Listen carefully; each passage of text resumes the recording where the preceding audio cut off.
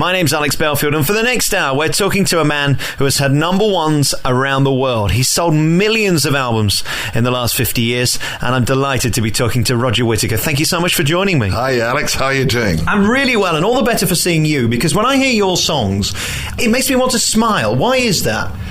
Well, most of them are pretty happy songs. There are one or two pretty miserable ones as well, but most of them uplift you, like New World in the Morning and Durham Town and Don't Believe in If Anymore. These songs tend to lift your spirits, and there's been a couple of others that were really quite funny, like First Hello, Last Goodbye, makes people smile. It's something they say, yeah, that happened to me, or I know that, yeah, that applies to humans. What is your greatest skill? Is it your voice or your choice of songs? Well, I write a lot of the songs that people come to hear, but there are other songs that I sing, like River Lady, for instance, which is a great country song. And sometimes these things are hits to my greatest surprise, So, I mean, when If came out, a week later it was number 12 in the charts or something, and I went, what? That chart was open on the death. Nobody had even told me, I think really if you're a relaxed singer, you've got to just ease off and let it come out, How has your voice changed in the last few years? Because in my opinion, having seen you warm up, it's getting deeper and deeper. That's got to be great for you, hasn't it? Because that's what your audience loves. Yes, they like the deep notes, but you also got to be able to sing some of the high ones. I write songs with a great range. I wrote a song called Wildwood Rose, about a wild rose of Ireland who marries this fisherman, and he goes off to fish, and he says, if I don't come back, then say a prayer for me on the beach. And it's got sort of like an octave and a half range, so you have to tighten your stomach muscles and really go for it. But you're quite right, it is getting deeper. The voice gets deeper, and the hearing you lose the tops, and so you sing deeper because you can hear that better. And your wife, as she gets older, gets better. Her hearing is the top hearing. This is why so many older married people have a row when they're watching television. Turn it down a bit. I can't hear it if you turn. So this is exactly why. I thought you were saying your wife was getting louder and louder as well. Well, yeah, more strident, put it that way. No, she's not here. Okay. I can say what I like. We're going to talk about the mixture of songs you do, because I bought an album of yours in America a few years ago called Awakening, which I thought was just such a great album. It was so different from the rest of the stuff you do. But now let's talk about the beginning, because you've had such an interesting life and such a varied life as well. You've worked all over the world, and you were born in Nairobi in Kenya. Yeah. Now, I'm fascinated to talk to you about this, because I actually worked there for about 9 months on a radio show. I was saying to you before the programme, it was my happiest and most sad time, because it's just such a confused place and diverse place, yet it's so beautiful. How did you find it? Well, when I was growing up, of course, it was very different. It was a colonial setup, and it was quite remarkable because we were closeted people, really, I have to say. And we went to pretty good schools, and we had a life that was very wide open. Our parents were so busy doing stuff, creating something out of nothing. I mean, my father went there in 1929. My mother married him there in 1930, and I was born there in 1936. Don't spread that around too much, but anyway. And while I was growing up, I realized I had a very privileged and wonderful life, and I drove tractors on a 100,000-acre wheat farm. Can you believe that? 100,000 acres of wheat. Can you imagine how much that is? And it belonged to a guy called Stan Morgan, and I used to drive his tractors and keep the wild animals out of his farm by, I'm afraid, shooting them if they got into the wheat.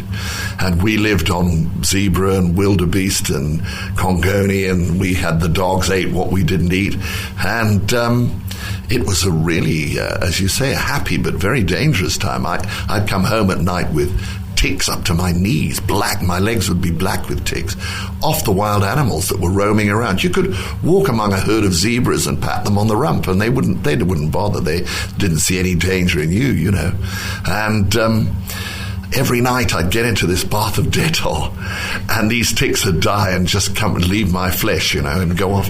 But they carried all kinds of diseases, red water fever, typhus of all sorts. And I had once or twice in my life, I had diseases that nobody knew what they were. I said, well, something's infecting this boy because he gets a temperature of 104 at night, and yet in the daytime he doesn't have it. So what is it? It's an infection of unknown origin. So if I go back to Kenya tomorrow, then I could catch the Roger Whittaker, could I? You could. How did you find the fact that you were living what is probably a privileged life compared to most of the people in Kenya? Did you find that difficult? Because that, for me, was the hardest thing. Well, we didn't feel quite the same way. We didn't have apartheid, believe me, we didn't. But we had friends who were black. Most of the friends I had were black kids because our parents, as I say, were busy doing stuff. So as we grew up, we had nannies that were black people. We had their children to play with as friends, and I spoke their language before I spoke my own. My mother thought I'd never speak English at all. I played African instruments. I learned African folk songs. I also learned George Formby songs, and I also learned all the country songs that came in from America because the Africans loved the country music with its guitars, and they'd make an African guitar out of skin and an old tin and a kind of harp structure, or else they'd save up and buy one, you know. I was luckier because the Italian prisoners of war that was sent from North Africa, there was a big battle up there in the Second World War, and when the Italians surrendered, which they did by the hundreds of thousands, they came down to Kenya and we welcomed them with open arms. They built bridges and roads and churches, and they played rugby with us, and a lot of them stayed afterwards. And my sister and I, she must have been about 8 maybe, and I was about 5, 6. We'd go down and watch them, and they took a shine to us, and one day they gave me a guitar and my sister a mandolin. That was my first guitar. So, you see, music was in my blood from when I was little to right now. I couldn't get it out of my system. Are you intending to go back? Well, I write about it a lot, and I make movies about it. I made a magical musical safari of Kenya, and take movies again and write the second part. I'm writing with a friend of mine called Howard Elson, a show called Getty, which is about a small village that used to exist just south of Mombasa on the Kenya coast, and it had a sultan. Mombasa had a sultan, and Zanzibar had a sultan. So, you know, it was an exciting time. It was an exciting time, and the Arabs owned this whole coastline. And the slavery took place from there up till 1912, can you believe it? And the gold standard was kept at Getty. It's a fascinating story. And all this, yes, it's very much in my heart. I'd love to go back. I really would love to go back. I just wish that Africa would resolve itself. How do you think of yourself? Are you African? Are you British? What are you? Well, I've always had a British passport. My parents came from the Midlands. They came from Staffordshire. My father came from Newcastle under Lyme, and my mother came from Basford, or the other way around. And I have thousands of relatives up there to whom I send my fondest wishes. And I've played up there many times. When I'm around there, I go and see them. My son was born when I was performing in Hanley, and they all turned out. And by the time I came on stage, all the champagne had been drunk. You then went to study, didn't you? Because you wanted to become a teacher. No showbiz yet. No, I tell you what happened. All my young life, my mother had said, I want you to be a doctor. I want you to be a doctor. I think she was secretly in love with a doctor that we had called Dr. Boyle, who was a 6'2" Irish, blue-eyed, thick black eyebrows. He used to scare the life out of me. This guy frightened me to death. He would look at you and beetle his eyes. Now, I've shot a pellet into my thumb when I was a kid, and he had to dig it out. And he had to go behind the bone and pull it out. And when I woke up, this blood-covered pellet was right in front of my nose. And I looked up, and he was shoving it almost up my nostril. He frightened me to death. But my mother wanted me to be a doctor. She kept on pushing it into my brain, which was fine until Mau came along in about 1952. Then we were all in the army anyway. You know, you went in, and that was the end of it. Come on, boys. You've got to come and fight these guys. And if you were frightened in Nairobi when you were doing your radio broadcast, you should have been with us, I tell you. Yeah. It was they were so good at what they did, these guys, and there was no mercy given, no mercy at all. If you weren't one of them, you'd had it, especially if you were black, you know. Anyhow, after all that, suddenly I was an adult, you know. I left school and I went along with what had been decided before I left school, and I went down to South Africa for a couple of years and studied medicine. But when I at the end of 2 years, I thought, what am I doing? I don't want to do this. And I went home and my parents were furious. Well, what are you going to do? And I said, well, my mother's family were all educationalists. They were directors of education for Staffordshire. Her father was a headmaster and so on. So I said, well, maybe it's in my blood. I'll go and try teaching. And I have to say, the sound of the risk of sounding over the top, I loved it. I enjoyed every minute of it, and I was good at it. And I was lucky because I taught in a school I went to myself, you see, so I knew all the tricks. I knew where all the smoking holes were and everything. Why teaching then? Was it because it's the same as show business? You've got people looking at you? Yeah, you can communicate. And if they were bored, I'd take my guitar out and say, okay, I'll show you how to play the guitar. And my class, honestly, was the best class in the school, I reckoned. I said, you're the best, you're going to be the best. And I set the maths paper, and I had to make it easier for everyone else. All my kids got 100%. So then I went on to taught more or less adults, 18-year-olds down to 16.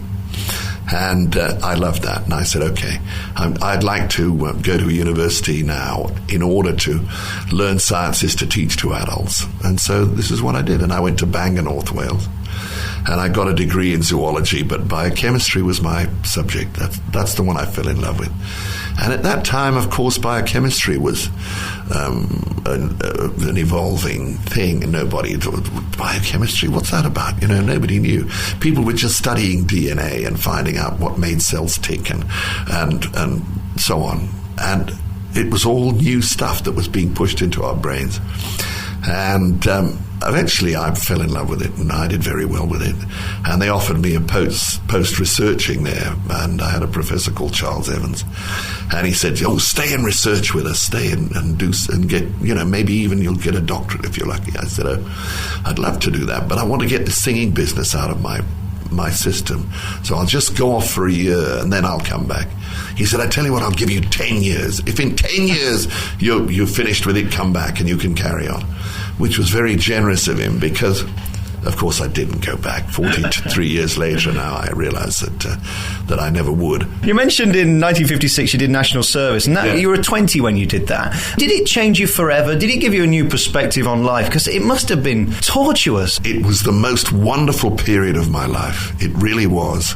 I was with all my pals from school. All of us were in there together. We all grew up together. We all became men. We all learned discipline. I did a concert for in Berlin when they had the last parade of the British Army, and I sang the last farewell and so on. And I thought, I'll have a chat with the lads, and I was walking around talking, and a sergeant major was by my side, and I happened to say, I was once in the British Army myself. And he looked at me and said, right, you'll have learned to do as you're told then. And I really think this is with reference to today's society, I truly believe that conscription would be a good thing. Not because people should be ordered to shoot or kill or go to Iraq and all that.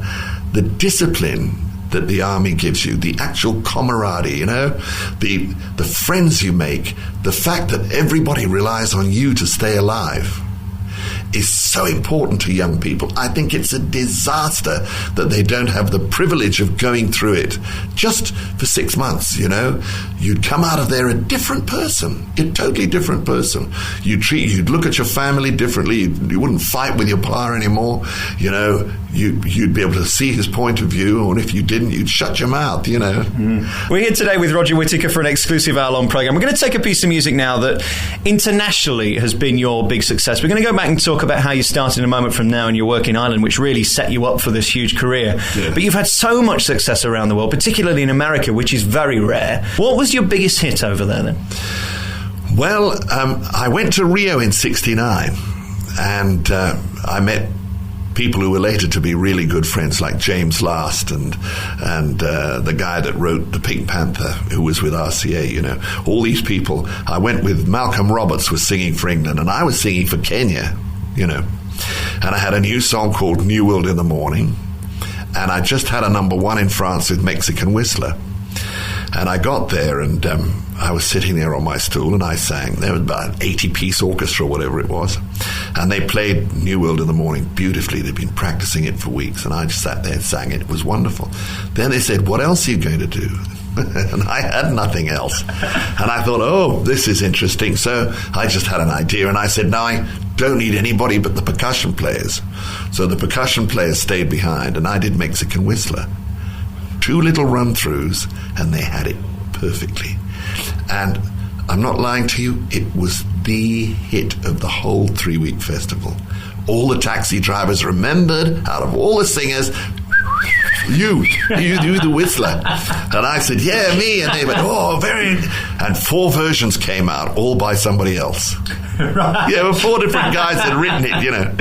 Anyhow, New World in the Morning was heard by the Americans in Rio and taken to New York, and I was signed to RCA. And that was 69. 71, I recorded a song called The Last Farewell. And it was on an album that had, I think, 4 hits on it, If and New World and all these songs. And so Dennis Preston, who's a famous record producer in his day, said to me, we can't take any more off this album. We better just leave it. And he sent it to America, and it just stayed there and fulminated away. And then 4 years later, the wife of a director of a radio station in Atlanta said, what happened to that song I like? Play it for me. And so this DJ put this song on, and everybody went crazy, and he started to play it. And they rang me and said, listen, this song's getting a huge reaction in Atlanta. Now, RCA didn't have any in New York, but it was out in Canada. So we shipped it in by the hundreds of thousands. And before we knew what had happened, we had a song that was in the American top 20 for months and months and months. It was played on the radio for years and years. The British put it out. It was number 2 in Great Britain for weeks and weeks and weeks. It was just a strange moment in the pop industry when there was it's happened sometimes where there was a momentary gap where nothing seemed to be catching everybody's imagination. Rod Stewart put out Sailing, and I put out The Last Farewell. He sold like 300 records a day more than me, so he was 1 and I was 2, and we got to know each other and we laughed about it. And this opened the way for a whole new album of songs that these people had never heard. They didn't know New World that well. It had been a minor hit. I don't believe in If, River Lady, If I Were a Rich Man, all these songs, Durham Town, all these songs had never been really heard by Americans. And then came the truly lucky decision. It was put on television. It was advertised on television. And for once, the record company and the people advertising it on TV did a deal. There was no arguments, no problems. And it sold millions because it was on television. I was the first guy ever to do it. And it couldn't happen again, could it now? Well, I don't think it would happen because about 1 million people after me tried the same trick. You know, you'd have Izzy Gesploff, the Icelandic trumpeter, world famous in the rest of the world, but here in America unknown. So we're bringing his work to your ear, and he'd play Edelweiss. And you know what I'm trying to say? Absolutely. The secret was that this album was a genuine album. It was genuinely hits they didn't know. And then you decided to come back to the UK to study, and you were offered a summer season with Frank Carson in Northern Ireland, and that really launched your career, didn't it? It was huge because I had a minor hit with a song called Steel Men while I was still at university. And I said to my dad, I'll just go for a year and get it out of my system. This hit will die away, and my whole career will die away. So, don't worry about it.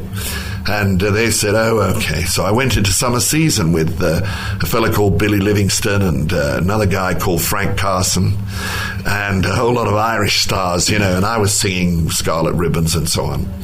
And suddenly, one of the crew left, and I had to be Frank Carson's straight man. And my parents came to see the show. It was in Port Rush, Northern Ireland, you can't imagine. And they arrived just in time to see Frank Carson pour a jug of water down the front of my trousers. And that was enough for them. My mother cried. She said, we've educated you to this point, and now look, you're a buffoon, you're a fool to the people. And they never, ever reconciled themselves to my being in the entertainment business. And the strange part of it was it wouldn't let me go. It wouldn't. If I'd have had an ounce of common sense, I should have gone straight back to university and said to Charles Evans, you're right, I'm here, I'm back, let's get on with it. But I didn't. It was one of those things, I just got my teeth into it, like a bulldog, which I also have. I admire their character. And I just got my teeth into it and stuck with it and stuck with it and stuck with it. And slowly but surely it all came right, And the luck came my way, and I picked the right songs to sing, and I was in the right place with the right people watching. And slowly but surely, and luckily I was educated in French, because I made 6 albums in French, all of which were very successful. And then promoters came to see me in France, and they said, come and sing in Quebec. And I went to sing in Quebec and had many hits there. Then the English said, what the hell is this? They said, there's an Englishman singing in French in France. What's he done here? And they put out Durham Town, and I went to Finland to work, because I never thought it would ever be a hit. But it was, and I'd written Don't Believe in If, which was, The New World in the Morning, which was. Then I had the radio series in 71, and that produced What Love Is, Why, and The Last Farewell, Mammy Blue from a festival I did in France. These things all, once you start, they go like a stone, rolling down a hillside of snow, And I did tours. Instead of just doing cabaret and working men's clubs, suddenly I had to get an act and do a show, But luckily I'd been prepared for it. All the places that are shut now were not shut then. And so I was accustomed to getting an audience in my hand in a minute. And I did this French tour, and it was a huge success, and I learnt about wine, and I learnt about food, and then suddenly the English scene took off, and I did the whole Commonwealth, Australia, New Zealand, Canada, all over Canada. And then America took off, so I did all over America, and it's 10 years since I've toured England. Can you imagine?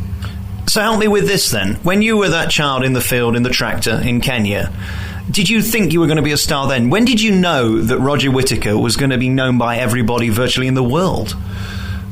Very late. Very late. You'd be stupid to think it's going to happen when you're struggling to make it. But you must have believed you had something to carry on trying to make it. I always knew I could sing. I always knew I could sing, and I knew I could entertain, because I used to entertain my mates in the army. So I thought, I mustn't waste this. There's got to be something coming out of this. And so slowly it went on. But my father still got a sour expression when he looked at my... He'd take, the albums and look at them. He was photographed for the East African Standard looking at my album. Yeah. And he had this face which was so expressive. And he was looking, look at this rubbish. I listened to Paganini and Mozart, And I went, he hated it. Yeah, anyway, no, I must have known inside that it was going to work. But you couldn't... you have to be realistic, When was the moment that you knew you were a star? What was the single moment when you thought, I have made it? Was there a certain check that came through the post, or was there a record that you heard? Was it the first time you heard yourself on the radio? No. I've got a wife who spends it faster than I can make it, so it wasn't a check. No, I think it was in the Radio City Music Hall in New York, because we did a very nice thing, I have to say. UNESCO came to me, little left wing, but they came to me, and they do good work. And they said, what can you do to help us raise money to look after children in the 53 countries we're represented in? And I said, well, I did this thing for British BBC Radio where I asked the listeners to send in a lyric, and we received over 1 million in 26 weeks, and I've got some wonderful songs out of it. So why don't we ask the children who are under 13? If we asked everybody, we'd get 2-3 million, and no one would. We'd be snowed under. So we get the children to do it themselves. We give them a title, Children Helping Children. And we say, write a song with that title in mind, and if I like it, I'll record it. We'll get the author flown to New York and we'll sing it for the first time at the Radio City Music Hall in a big concert with the Harlem Boys Choir. So we did this and we received $1 million. And I picked one that was a standout. It was absolutely amazing. And it was written by a girl called Odina Batnang, and she was 12, and she came from the Philippines. And she wrote it not only in her own language, Tagalog, but in English. So she was a bright kid. And I wrote this song, I Am But a Small Voice, and rehearsed it with the Harlem Boys Choir. And we got on the stage at the Radio City Music Hall, and those big, tough New Yorkers you read so much about were in tears. It was just such a huge success you can't imagine. And it raises money for them to this day. So it was a very good thing to do. And I think that was a defining moment for me. I thought, well, this is something really worthwhile. This is a good thing to do, you know. In our remaining moments, we're going to talk about your family and your daughters and your sons and your life now, because we've got so much to talk about. But before we go, talking of raising money, you did this song for the tsunami. A, why did you decide to do it? And B, how did you begin to write a song about it? Well, my wife Natalie and I went to Thailand for Christmas. We were invited by the brother of a guy who owns a lot of the hotels there, an American, and he said, "Yeah, bring them over. We'll have a good time. We'll book them up nice rooms, and we'll put them on the boat to go up the river and see all the prayer sites and the old capital and so on. They'll have a wonderful time." And I'd never been there, so I said, "Okay."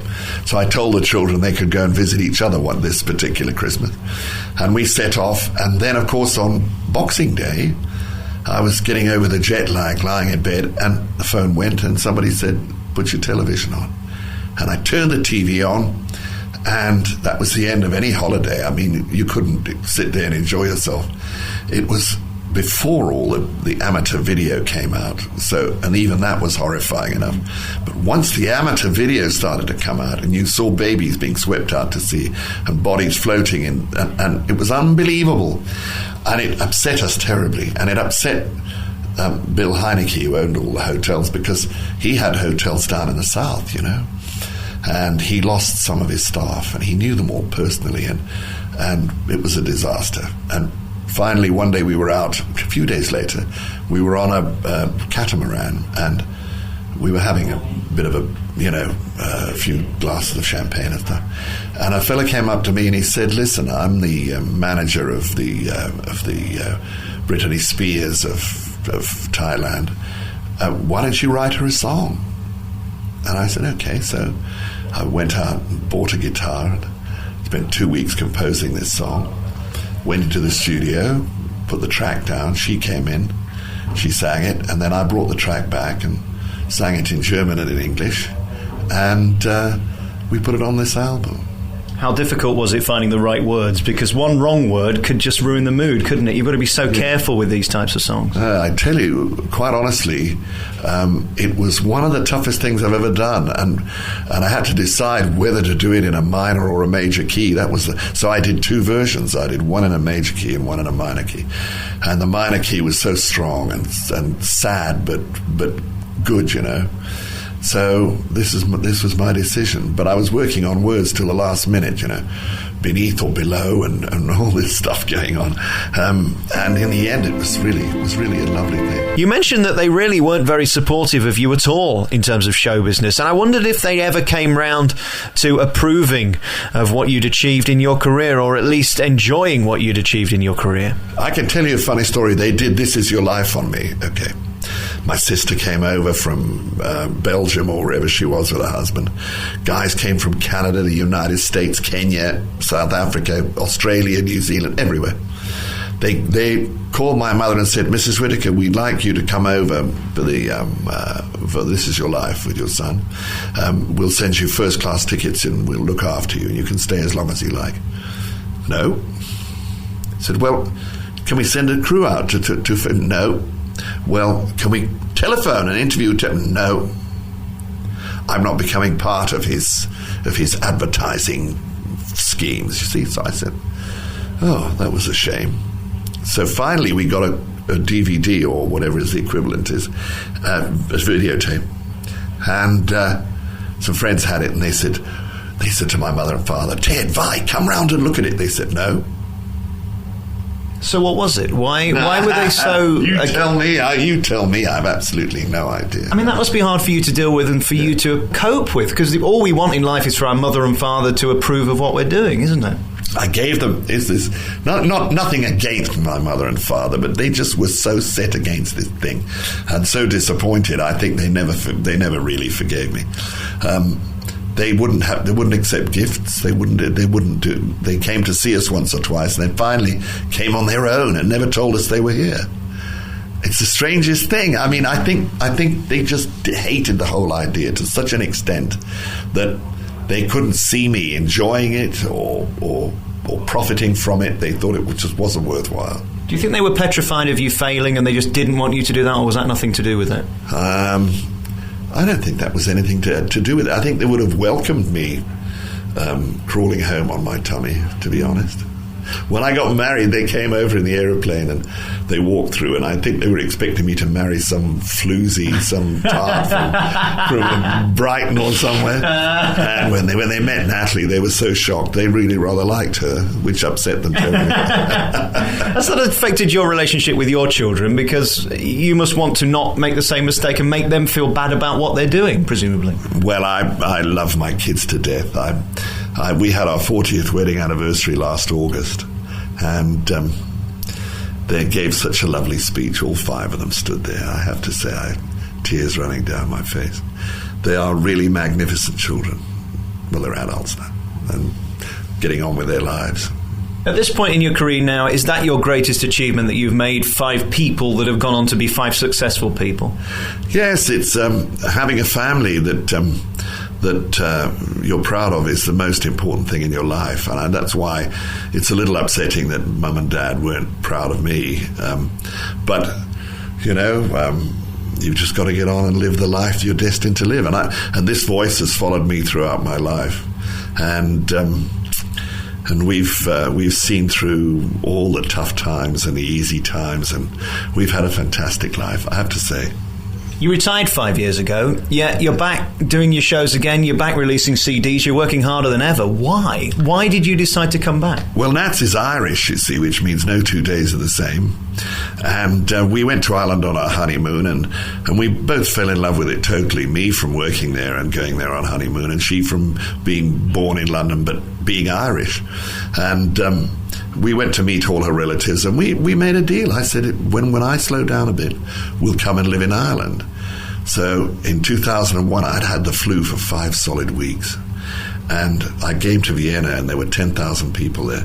And by the time I got there, I decided this was a portent, because the show was on the 21st of March. My 65th birthday was on the 22nd. And I had time to warn all my friends that this was the end of it, and I told the record company, everybody, and they all got in a plane and came over, and we had a hell of a party in Vienna, and it was wonderful, and I smoked a cigar, and it was great. And after 6 months of living in Ireland, I began to get restless, and starting to write songs, and I thought, what's missing, And all the kids had taken bets on how long it would be before I was back singing songs again. And eventually I said, look, I've got some great songs here. And the record company said, good, because you owe us 2 albums. So I recorded the albums, and then, of course, I had to go back to support them, and here I am. Roger Whittaker, it's been a real honour meeting you today and talking to you about this new album. And I wish you all the success with your tours in the future. I know you're going to go from success to success. And the last song I'd like to play is a song that I heard you talk about 10 years ago, possibly longer, that you did with your daughter, called A Perfect Day. And it's such a perfect song to end with, really, because it's just positive, and you can just hear the love through the song. It's really quite remarkable. Yes, on stage I say, well, I Should Have Had Dogs was the song that I wrote about our kids when they were kicking up. And I'd go on about kids and how they can get under your skin. And I say, here's a song that I wrote on the occasion of my daughter leaving home. I called it A Perfect Day. And the crowd goes, hallelujah! You know? But really it was when she left home. It was like, this is my last baby girl going off. Fellas, okay, I didn't mind. They can look after themselves. But the 3 girls, when the last one left home, I missed her very much. Roger Whittaker, it's been a pleasure talking to you today. Thank you so much for sparing me the time. Not a bit. God bless. The Alex Belfield In Conversation podcast.